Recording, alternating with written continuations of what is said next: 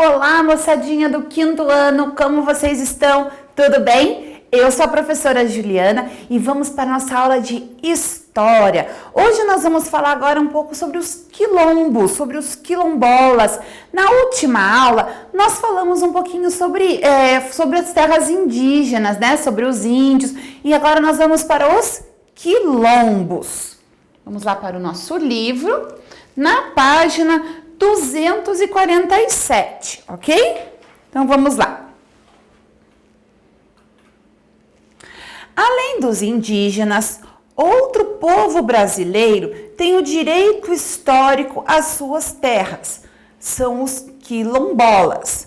Como já estudamos, os quilombos eram comunidades de africanos e afrodescendentes que fugiam da escravidão e se refugiavam nas matas e em regiões distantes das grandes cidades e fazendas.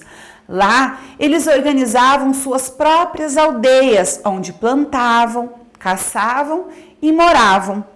Alguns quilombos comercializavam lenha e produtos de cerâmica para vilas ou propriedades rurais próximas.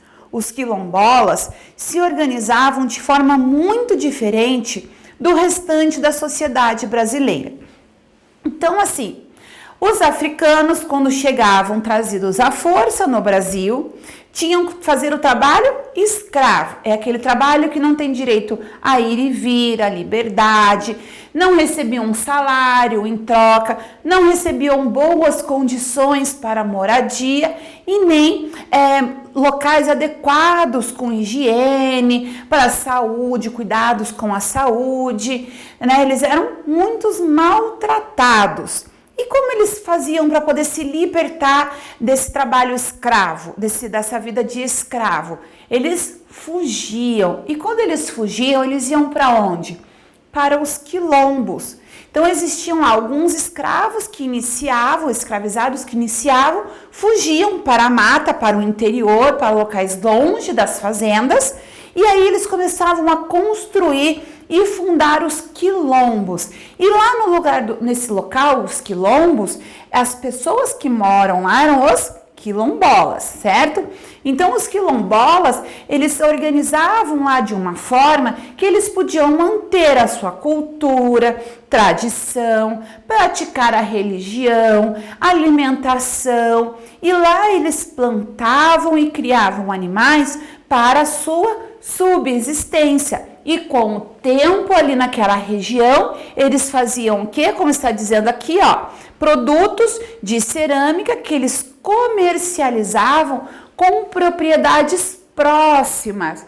Do mesmo jeito que existiam os donos dos engenhos que maltratavam os escravos e queriam eles de volta, existia aqueles que também ajudavam eles de certa forma nesse processo de comércio, onde eles faziam trocas de produtos, certo? Então, olha lá. O primeiro quilombo que se tem registro data do ano de 1575 na Bahia. Lembrando que, pessoal, a colonização realmente começou lá no ano de 1530, certo? E aí os portugueses depois começaram a trazer os africanos para o trabalho escravo. Mas logo em 1575, logo 75 anos após a descoberta do Brasil pelos portugueses, né, por Portugal, já teve o primeiro quilombo, registro desse primeiro quilombo na Bahia. Ao longo da história brasileira, os habitantes dos quilombos mantiveram seus costumes, como as festas, celebrando as colheitas e a sua religião, que era proibida em muitos lugares do Brasil. Lá nas senzalas, que era o local onde os escravizados ficavam nas fazendas ou nos engenhos, eles podiam praticar de forma escondida a sua religião e com isso, para se disfarçar, eles usavam muitos de festas de santos católicos, comemorações da Igreja Católica, que era aquela praticada pelos portugueses da época, né, que era a religião permitida, eles usavam a religião católica como forma de disfarçar o que eles estavam fazendo, tá? Por isso que tem muito do sincretismo. O sincretismo é a mistura dessas religiões, ok? E aí, lá nos quilombos, era o local onde eles conseguiam e podiam praticar livremente a religião deles. Então, onde que eu parei aqui? Que era proibido em muitos lugares do Brasil. Os quilombos foram muito importantes para a preservação das práticas sociais, culturais e religiosas africanas ao longo dos séculos. Então, retomando que o que? Os africanos, os escravizados fugiam para os quilombos, lá eles tinham a liberdade e assim eles conseguiam manter as questões culturais, religiosas e tradicionais africanas. E isso é o objetivo do quilombo, né? Até nos dias de hoje. Que esses locais são terras demarcadas para que os seus descendentes, ou seja, as pessoas que descenderam desse povo, ainda possam praticar e manter os seus costumes próprios, tá? Mesmo após a abolição da escravatura em 1888, os quilombos continuaram a existir, pois eram comunidades já consolidadas. Então, mesmo acabando a escravatura, continuou tendo os quilombos, porque ali começou a se formar sociedades, comunidades ali naquela região, que até hoje existem. Nesse período, também surgiram vários quilombos formados por pessoas libertas que buscaram trabalho no campo. Aqui nós temos a imagem, ó, do Zumbi. Isso aqui está retratado do ano de 1927, tá? Ó, que representação de Zumbi, líder do maior quilombo formado no Brasil. Como que é o nome desse maior quilombo formado no Brasil? Quilombo dos Palmares. O Quilombo dos Palmares tem registros que ele atingiu lá no seu auge até 30 mil habitantes. Olha quantas pessoas.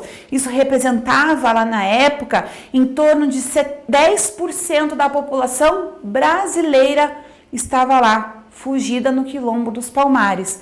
Mas o Quilombo dos Palmares sempre era muito atingido, ele sempre era foco de guerras e perseguições, porque eles queriam capturar os escravos de volta.